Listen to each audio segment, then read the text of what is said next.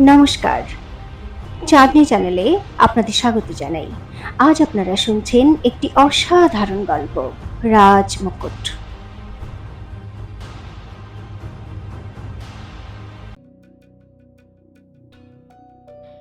এরকম অবস্থা হবে না অগ্নি, চন্দ্রাবতী গম্ভীর স্বরে বলল। 3 দিন 3 দিন সময় দিয়েছো আমাকে, আর 3 দিন আমার জন্য যথেষ্ট। কিন্তু তুমিও নিজের খেয়াল রেখো, সময় মতো ওষুধ খেও। কথা বলে ও ঘোড়া দ্রুত ছুটালো। প্রভাত আর আকাশও ওর পিছন পিছন রাজমহলের দিকে রওনা হলো। অগ্নি ওদেরকে দেখতে থাকলো যতক্ষণ না ওরা 3জন ওর দৃষ্টির বাইরে চলে গেল। ওদিকে রাজমহলে যুদ্ধ থেকে ফিরে বীরেন্দ্র প্রতাপ নিজেকে ঘরে বন্দি করে ফেলেছিল। নিজের এই পরাজয় ও কিছুতেই মেনে নিতে পারছিল না। ও এই সময় একা বসে সুরাপান করছিল। তখনই রাজমাতা গার্গী ওর ঘরে ঢুকলো। বড় কুমার, ও একটু তীক্ষ্ণ স্বরে বলল, তুমি কি আবার নিজেকে সুরার নেশায় ডুবিয়ে দিতে চাও নাকি? তাহলে কিভাবে শাসন কাজ চালাবে? আরে তুমি ক্ষত্রিয়, যদি এভাবে সাহস হারিয়ে ফেলো। ওর কথা থামিয়ে দিয়ে বীরেন্দ্র প্রতাপ আনমনা হয়ে বলল, অকারণে আমাকে সান্ত্বনা দেওয়ার চেষ্টা করো না মা। তুমি তো জানো না এখন আমার মনের মধ্যে কি হচ্ছে। শুধু বিক্রমগড়েই নয়, আশপাশের রাজ্যেও এখন আমার পরাজয়ের কাহিনী শত মুখে বর্ণিত হচ্ছে। আমি এটা সহ্য করতে পারছি না মা। আমার বুকের মধ্যে যেন আগুন জ্বলছে, আগুন। আমি এক্ষুনি উদয়পুর রাজ্য পুড়িয়ে ছাই করে দিতে চাই। গার্গী ওর পাশে বসে নরম স্বরে বলল, শোনো বড় কুমার, তুমি তোমার এই আত্মবিশ্বাস আর ক্রোধের জন্য এই যুদ্ধ হেরে গেছো। এখন তোমার এটা তো ভাবা উচিত যে কোথাও শত্রু এতটাও না এগিয়ে আসে যে আমরা কোনো কিছু করার সুযোগই না পাই। বীরেন্দ্র প্রতাপ রেগে গিয়ে বলল, আমার ভাবার বোঝার সব ক্ষমতা শেষ হয়ে গেছে মা। এই সময় আমি শুধু আমার হারের প্রতিশোধ নিতে চাই। তাহলে ঠিক আছে বড় কুমার। গার্গী রেগে গিয়ে উঠে দাঁড়িয়ে বলল, এখন সবকিছু আমার উপর ছেড়ে দাও। আরে এখনো আমাদের কাছে কৃষ্ণগড়ের পুরো সেনাবাহিনী আছে। আমরা দ্রুত শত্রুদের বিরুদ্ধে ওদের ব্যবহার করব। কথা বলে ও দ্রুত পায়ে বাইরে বেরিয়ে গেল। একটু দূরে আসতেই ও যমুনাকে দেখতে পেল। সে দ্রুত পায়ে এদিকেই এগিয়ে আসছিল। গার্গীকে দেখে দাঁড়িয়ে পড়ল। কোথায় ছিলে তুমি এতক্ষণ? গার্গী ওকে দেখে জিজ্ঞাসা করল। আমি তো তোমাকে বলেছিলাম ওকে এক পলকের জন্য একা ছাড়বে না তুমি। যমুনা লজ্জা পাওয়ার নাটক করে বলল, হ্যাঁ আগে আমি স্নান করতে গিয়েছিলাম। গার্গী লক্ষ্য করল যমুনা খুবই উত্তেজক সাজসজ্জা করে আছে। একটা উগ্র সুগন্ধে ওর পুরো শরীর সুগন্ধিত হয়ে আছে। গার্গী একটু নরম স্বরে বলল, আমি খুশি যে তুমি ওর সঙ্গে রণভূমিতে গিয়েছিলে আর ওকে বুঝিয়ে সুঝিয়ে ফিরিয়েও এনেছ। না হলে ও নিজের অনেক বড় ক্ষতি করে ফেলতো, শত্রুর হাতে মারাও যেতে পারত। যমুনা মাথা নিচু করে বলল, আগে এ তো আমার কর্তব্য। যতই হোক উনি তো আমার স্বামী। গার্গীর ঠোঁটে হাসি ফুটল, কারণ যমুনার এই অত্যধিক ভালো সাজার নাটক ও মনে মনে ঠিকই বুঝতে পারছিল। তাহলে আরো একটা দায়িত্ব পালন করো। গার্গী ওর হাসি লুকিয়ে বলল, ওর এমন মনোরঞ্জন করো যেন আর কখনো ওর সুরাপান করার প্রয়োজন না হয়। একথা বলে গার্গী ওর নিজের ঘরের দিকে চলে গেল। যমুনা ওকে দেখে একটু বিদ্রুপের সঙ্গে হাসল আর বীরেন্দ্র প্রতাপের ঘরের দিকে এগিয়ে গেল। এদিকে রাজমহলের পিছন দিকে কিছুটা দূরে তিনজন ঘোড়সওয়ার সবে এসে দাঁড়িয়েছিল। এরা চন্দ্রাবতী, প্রভাত আর আকাশ ছিল। তিনজনেই নিজের মুখোশ দিয়ে ঢেকে রেখেছিল। এখানে বহুদূর পর্যন্ত অন্ধকার আর নিস্তব্ধতা ছড়িয়েছিল। ওরা তিনজন ঘোড়া থেকে নেমে নিঃশব্দে এগিয়ে গেল। চন্দ্রাবতী ওদের থামার ইশারা করল। ও সামনে গভীরভাবে দেখে চিন্তার স্বরে বলল, পুরনো পুকুরের পাশ দিয়ে মহলে ঢোকার একটা গুপ্ত রাস্তা ছিল, কিন্তু সেটা বন্ধ করে দেওয়া হয়েছে। আর এখানে দুর্গের সমান পাঁচিল দেওয়া হয়েছে। এখন এখান থেকে প্রবেশ করা অসম্ভব। একথা শুনে আকাশ দ্রুত বলল, আরে কোনো মুশকিল নেই মহারানীমা, এরকম দেওয়াল ডিঙিয়ে যেতে আমি খুব পারি, এই দেখুন। একথা বলে ও দেওয়ালের দিকে এগোলো। চন্দ্রপতি ওকে সঙ্গে সঙ্গে থামিয়ে দিয়ে বলল, আরে না না না, এরকম বোকামো করো না আকাশ। ওখানে সৈন্যরা, পাহারাদাররা নিশ্চয়ই বসে আছে। আমাদের সুড়ঙ্গের রাস্তা খুঁজতে হবে, এসো আমার সঙ্গে। বলে চন্দ্রাবতী দেওয়ালের আড়ালের আশ্রয় নিয়ে মহলের যেদিকে কালকুঠুরি ছিল সেদিকে এগোলো। সুড়ঙ্গে যাওয়ার রাস্তা এখানে কোথাও হবে। চন্দ্রাবতী ওর আশেপাশে দেখে বলল। আকাশ আর প্রভাত সঙ্গে সঙ্গে সেই রাস্তা খুঁজতে থাকলো। মহারানীমা, কিছুক্ষণ খোঁজাখুঁজি করে আকাশ বলল, এই দেখুন, এখানে ঘন ঝোপঝাড়ের মধ্যে লোহার একটা দরজা লুকানো আছে, কিন্তু ভিতর থেকে বন্ধ। একথা বলে ওর কাছ থেকে ও একটা ছোট শাবল বার করে একটু চেষ্টা করতেই দরজাটা খুলে গেল। সাব্বাস! চন্দ্রাবতী হেসে বলল, সত্যি তুমি শীত কাটতে খুবই দক্ষ। চলো ভিতরে যাওয়া যাক। না মহারানীমা, আকাশ সঙ্গে সঙ্গে বলল, প্রথমে আমি ভিতরে যাব, আর দেখি ভিতরে কোনো বিপদ আছে কিনা। চন্দ্রাবতী কিছু বলতো, আকাশ সঙ্গে সঙ্গে ভিতরে ঢুকে গেল। চন্দ্রাবতী আর প্রভাত ওর ফিরে আসার জন্য অপেক্ষা করতে লাগলো। ওদিকে যখন যমুনা বীরেন্দ্র প্রতাপের ঘরে ঢুকলো, তখন দেখলো বীরেন্দ্র প্রতাপ পেয়ালায় সুরা ভরছিল। এবার ছাড়ুন মহারাজ। যমুনা দ্রুত এগিয়ে এসে বীরেন্দ্র প্রতাপের হাত থেকে সুরার পেয়ালা কেড়ে নিয়ে বলল, অনেক পান করেছেন মহারাজ। যমুনা! বীরেন্দ্র প্রতাপ চমকে বলল, তুমি তুমি কোথায় ছিলে এতক্ষণ? আমি কখন থেকে তোমার জন্য অপেক্ষা করছি। আমার এখন তোমাকে কতটা প্রয়োজন তুমি জানো না। যাও, এক ঢোক পান করিয়ে দাও।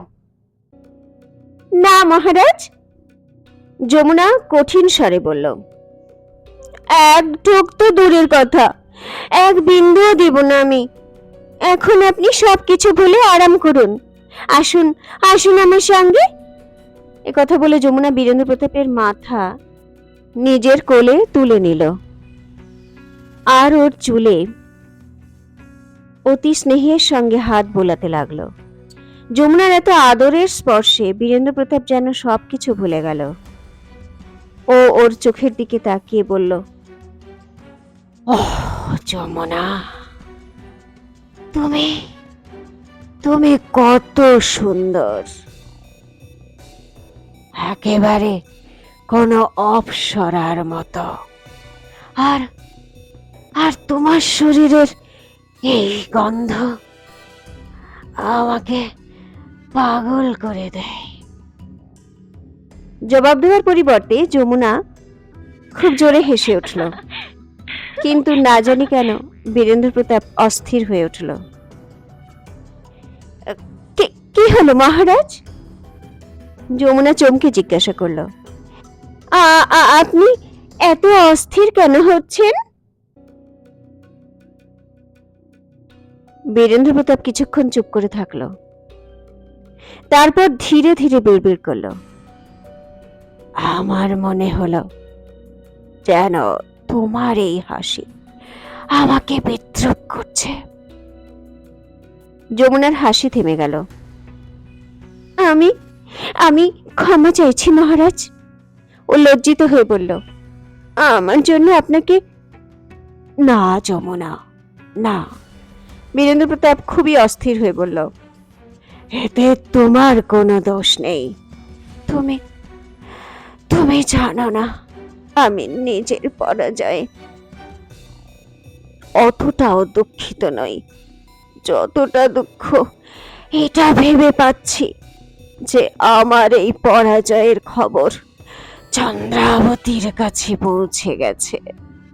ও এখন অগ্নিসিংহের সঙ্গে মিলে উৎসব করছে। ও হয়তো তোমার মতো এরকমই অট্টহাস্য করছে। ওহ যমুনা, আমার মনে হচ্ছে এক্ষুনি গিয়ে আমি ওদের দুজনকে টুকরো টুকরো করে কেটে ফেলি। বীরেন্দ্র প্রতাপের শরীর রাগে কাঁপতে থাকলো। না মহারাজ। যমুনার সঙ্গে সঙ্গে বীরেন্দ্র প্রতাপের গায়ে হাত বোলাতে লাগলো। এরকম চিন্তা ভাবনা মাথায় আনবেন না, এসব চিন্তা মন থেকে দূর করে দিন।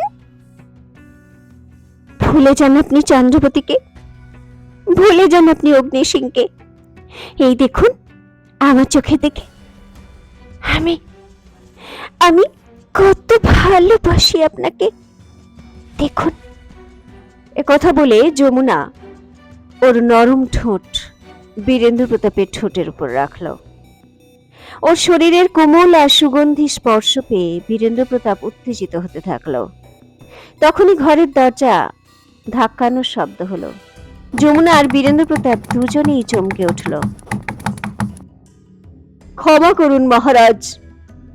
তখনই বাইরে থেকে শব্দ এলো, একটা জরুরি খবর দেওয়ার ছিল আপনাকে। বীরেন্দ্র প্রতাপ এক ঝটকায় উঠে দরজা খুলল। সামনে ওর এক অঙ্গরক্ষক দাঁড়িয়েছিল। বীরেন্দ্র প্রতাপ ওকে জিজ্ঞাসু দৃষ্টিতে দেখতে থাকলো। অঙ্গরক্ষক ওর কানে কিছু ফিসফিস করে বলল। সে কথা শুনেই বীরেন্দ্র প্রতাপের মুখের ভাবভঙ্গি দ্রুত পাল্টে গেল।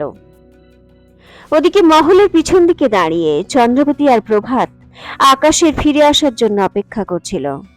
যখন অনেক দেরি হয়ে গেল তখন চন্দ্রবতী ওর তলোয়ার বার করে বলল, ও নিশ্চয়ই কোনো বিপদে পড়েছে প্রভাত, এসো আমার সঙ্গে। এ কথা বলে চন্দ্রাবতী ওই লোহার দরজা দিয়ে ভিতরে প্রবেশ করলো। প্রভাতও হ্যাঁ মহারানী মা বলে ওর তলোয়ার নিয়ে দ্রুত ওর পিছনে গেল। ভিতরে গভীর অন্ধকার ছিল, কিন্তু চন্দ্রাবতী আর প্রভাত সুড়ঙ্গের দেওয়াল ধরে ধরে এগিয়ে যাচ্ছিল। মহারানী মা! তখনই ওখানে একটা হালকা শব্দ শোনা গেল, আমি আমি এখানে। চন্দ্রবতী দ্রুত বুঝতে পারলো এটা আকাশের কণ্ঠস্বর। তাড়াতাড়ি একটা মশাল জ্বালালো।